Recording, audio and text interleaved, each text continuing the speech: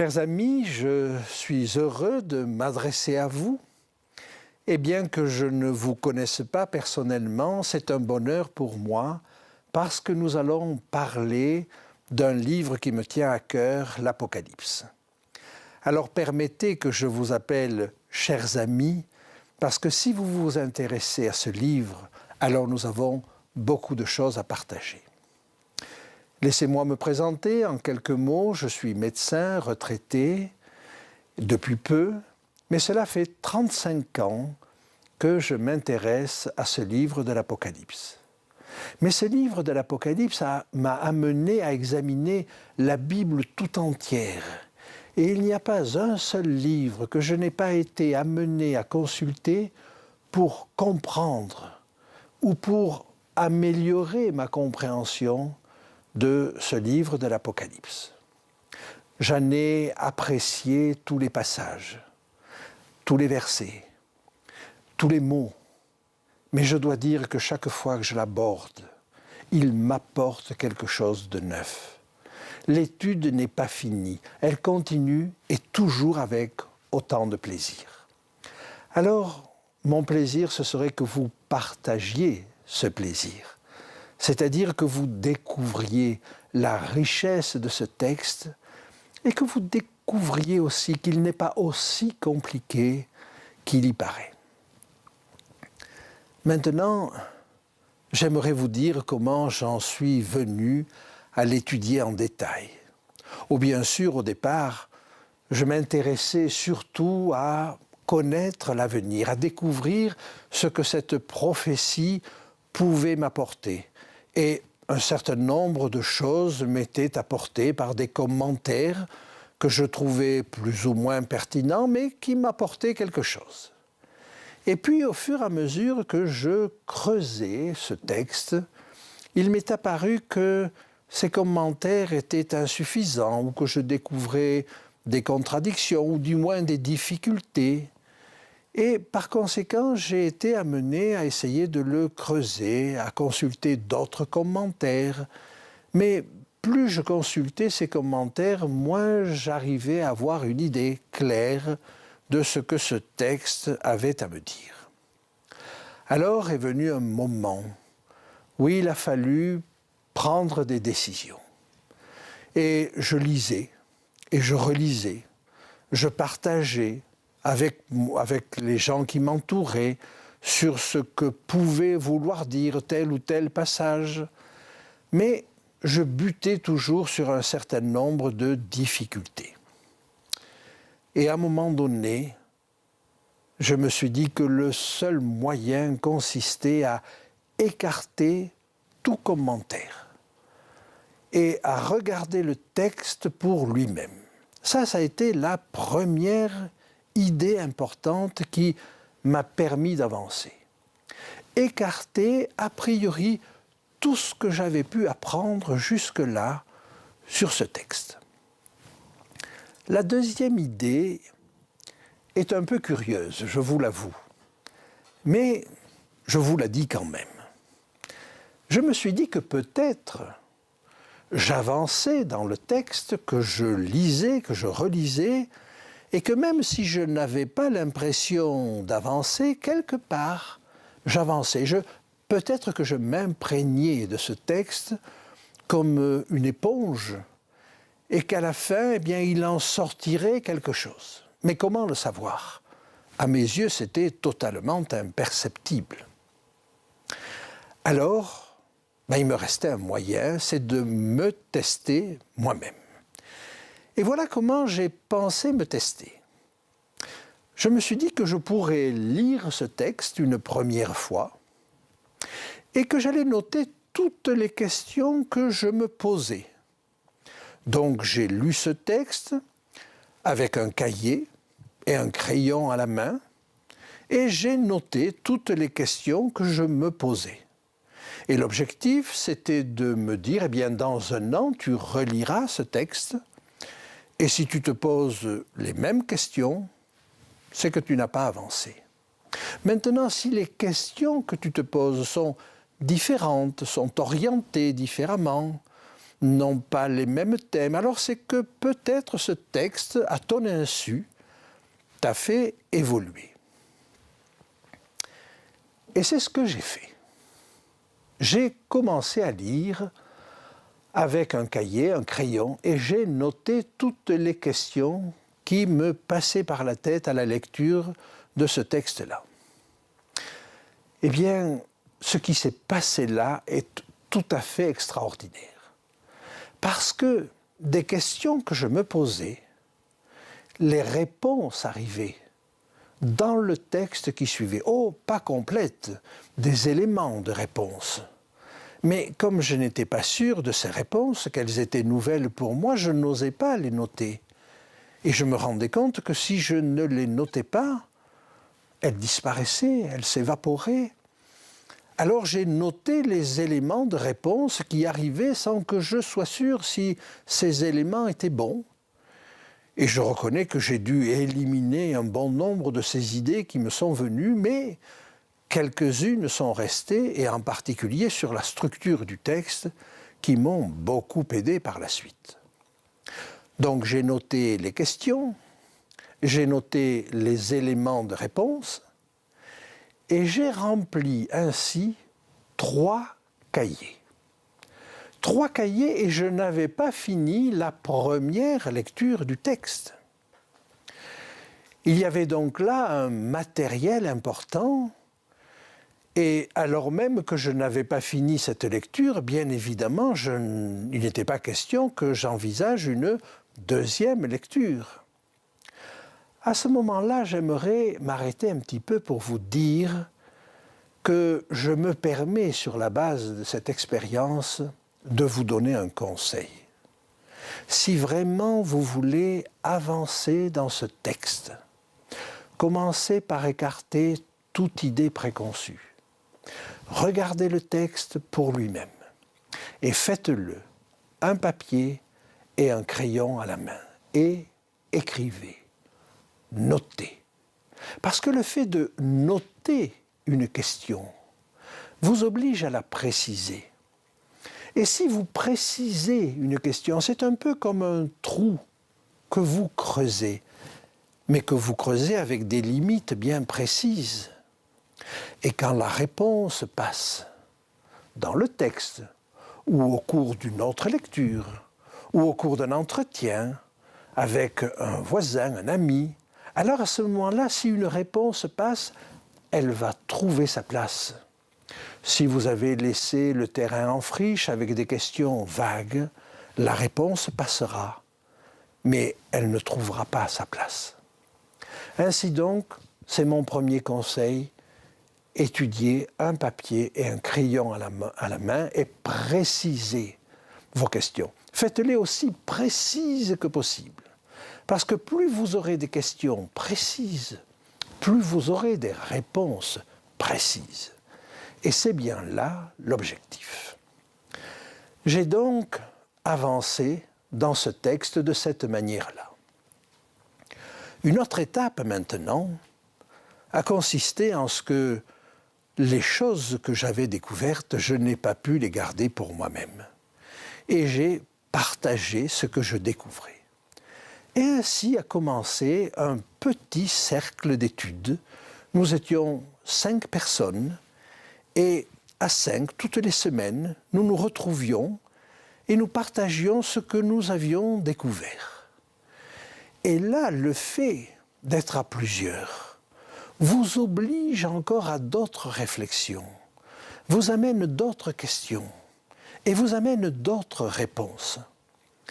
Et je crois qu'il est important qu'il y ait non seulement une étude seule, avec son papier, son crayon, mais qu'il est bon qu'il y ait une étude en commun. Et d'ailleurs, le texte le suggère, quand il est dit « heureux celui qui lit et ceux qui entendent les paroles de la prophétie de ce livre ». Il est bien question là d'une étude en commun, avec un qui lit et plusieurs qui écoutent. Simplement, c'est vrai que c'était l'usage à l'époque et que tout le monde ne savait pas lire, mais ça reste encore vrai aujourd'hui. Et par conséquent, le deuxième conseil que je me permets d'apporter, c'est de vous dire, étudiez seul, mais étudiez aussi en groupe. Et si vous étudiez en groupe, avec un papier et un crayon à la main, c'est encore mieux. Et donc nous avons étudié ensemble pendant un certain temps. Et quand je dis un certain temps, il n'a pas fallu un an pour passer à l'étape suivante. Parce que chacun était tellement heureux de ce qu'il découvrait dans ce texte qu'il en a parlé autour de lui. Et à ce moment-là, eh bien, la demande a été faite d'un deuxième cercle d'études. Et donc, j'ai participé à 2 cercles d'études sur l'Apocalypse. Et puis rapidement, un 3e. Et puis un 4e. Et puis un 5e. Et puis on s'est dit que ce serait intéressant d'étudier les prophéties du prophète Daniel. Alors, il y a eu un autre cercle d'études sur Daniel. Et puis d'étudier le sanctuaire. Et il y a eu un autre cercle d'études sur le sanctuaire. Et ainsi, de fil en aiguille, j'ai participé à pas une dizaine, mais à peu près à 7 groupes différents. 7 groupes que je voyais chaque semaine. C'est-à-dire qu'il y avait presque un groupe par jour, sauf que j'en voyais 2 le vendredi et pas le samedi. Mais 7 groupes. Et j'ai terminé cette année-là exténué, épuisé, mais heureux. Heureux parce que chaque groupe m'apportait parfois des réponses aux questions que posait un autre groupe. Et ainsi, il y a eu un remue-ménage dans mon approche de l'Apocalypse qui a été extrêmement salutaire, extrêmement vivifiant. Arrivé à ce moment-là, que fallait-il faire ? Alors, je me suis dit que peut-être il y avait là, de la part de Dieu, une vocation à mon endroit. Et je me suis dit, si vraiment tu prends tant de bonheur à étudier ce texte sous différents aspects, c'est que Dieu t'appelle à autre chose. Et après un certain détour, je suis arrivé à aller au séminaire pour préparer des études pastorales. Et j'ai envisagé de devenir pasteur. Ça ne s'est pas fait au bout du compte, mais j'ai suivi les études jusqu'au bout. Et ça a été extrêmement bénéfique. Et ça m'a ouvert un autre champ de vision. Parce que j'ai commencé modestement à avoir accès aux langues originales, au grec et à l'hébreu. Et sans être un spécialiste dans ces domaines-là, le fait de pouvoir aller consulter des dictionnaires ou des lexiques est extrêmement intéressant, extrêmement enrichissant. J'ai passé 3 ans dans ce séminaire et puis la 4e année, j'ai voulu en savoir un petit peu plus parce que eh bien, l'archéologie devenait un élément important. J'avais envie de savoir ce que les pays du Moyen-Orient pouvaient m'apporter sur le plan archéologique pour la connaissance de la parole de Dieu en général, mais de l'Apocalypse en particulier. Voyager sur les sites de cette église me paraissait quelque chose d'important, et donc j'ai fait une 4e année aux États-Unis, pendant laquelle j'ai étudié un petit peu l'archéologie. Je vous reparlerai de cette période-là parce que j'ai retiré de l'archéologie un enseignement extrêmement important à mes yeux pour l'Apocalypse et pour la compréhension du livre de vie. Mais ce que j'ai retiré de plus important encore, c'est l'importance de chaque mot, de chaque détail, de chaque place du mot ou du verset. En particulier, si je veux vous parler du livre de vie, je vous en parlerai, eh bien vous verrez que la place des mots, l'ordre des mots a une importance. Et l'archéologie m'a permis, à travers les doubles documents, entre autres, d'avancer sur la compréhension du livre de vie. Et puis l'étape suivante. Alors l'étape suivante, ça a été que j'ai été amené à partager ces choses-là. À partager cela dans des églises ou dans des groupes ou de toute autre manière, un entretien particulier. Mais la chose a rempli ma vie. Et a rempli ma vie au point que certaines personnes m'ont dit « Mais tu n'as pas assez d'étudier tout le temps ce livre de l'Apocalypse ?» Non, non, parce que ce livre me fait voyager dans toute la Bible. Et là, j'aimerais attirer votre attention sur un autre aspect des choses. C'est qu'il n'y a pas à se spécialiser dans l'Apocalypse. Parce que se spécialiser dans l'Apocalypse, c'est se spécialiser dans toute la Bible. L'Apocalypse est pleine de citations de tous les livres. Et il nous faut faire attention à cela. Parce qu'il y a un aller-retour entre l'Apocalypse et ces différents livres. L'Apocalypse est merveilleusement organisé. Nous allons le voir, nous parlerons de la structure du livre. Mais ce livre étant particulièrement organisé, nous donne plus facilement un ordre des choses. Il y a une structure dans le déroulement des événements. Bien des textes de l'Ancien Testament n'ont pas cette même structure, mais par contre vont être beaucoup plus riches en détails, de sorte que l'Apocalypse va éclairer ces autres textes. Et bien des textes de l'Ancien Testament, de prophètes de l'Ancien Testament, qui m'étaient obscurs, sont devenus beaucoup plus clairs, grâce à la localisation dans le temps que me permettait l'Apocalypse. Mais bien des textes de l'Apocalypse me sont devenus plus clairs parce qu'ils étaient enrichis par tous les détails, par tout le contexte, par toutes les causes et les conséquences de tel ou tel événement qui étaient beaucoup plus explicites dans tel autre passage que dans le passage équivalent dans le texte d'Apocalypse. Ainsi, l'Apocalypse renvoie à tous les livres de la parole de Dieu. Elle en est en somme comme le résumé et la synthèse. Et je crois que le fait de saisir l'Apocalypse sous cet angle-là est un énorme enrichissement. Alors, que dire maintenant? Eh bien, je suis préoccupé par le fait que je puisse donner maintenant à vous, comme à tous ceux qui m'entendent, un message vrai et authentique.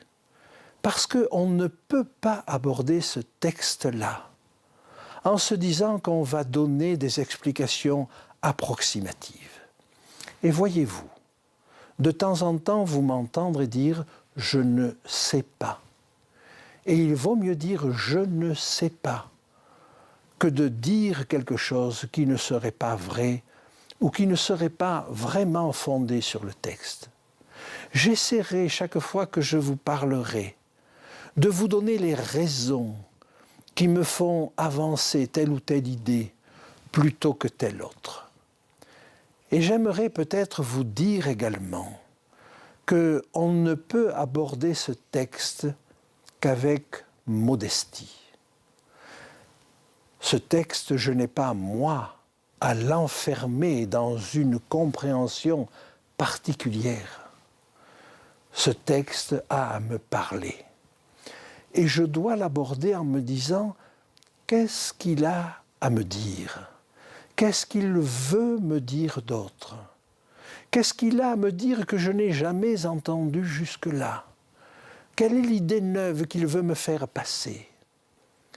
Et de cette manière, ce texte parle. Et si je peux me permettre encore un conseil, abordez ce texte avec modestie. Non pas en vous disant « c'est une montagne que je ne pourrai jamais gravir », non. C'est une révélation, il a des choses à vous dire. Il a des choses à vous dire que vous n'avez sans doute jamais entendues avant. Mais pour l'entendre, il faut faire silence. Il faut faire taire ses propres idées. Il faut faire taire ses propres pensées. Alors, si ce texte vous parle, vous vous rendrez compte qu'il ne pourra pas vous laisser inactif et oisif.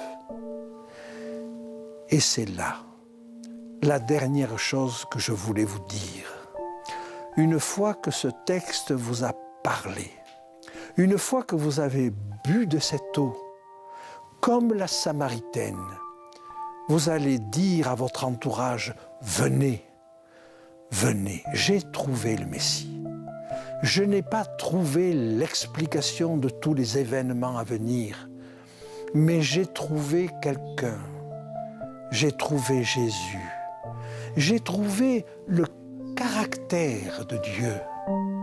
Oh, j'ai encore à découvrir, certes, mais j'aimerais vous dire que ce que j'ai découvert de plus précieux dans ce texte, c'est la bonté de Dieu, c'est l'amour de Dieu, c'est sa sollicitude, sa délicatesse, le fait que c'est un chef non directif et qui tient compte de ses sujets et qui tient compte de ses créatures. J'ai le sentiment de compter à ses yeux. Et pour moi, c'est la plus belle découverte que j'ai faite. La seule chose que je peux souhaiter pour vous, c'est de vous amener à la même découverte.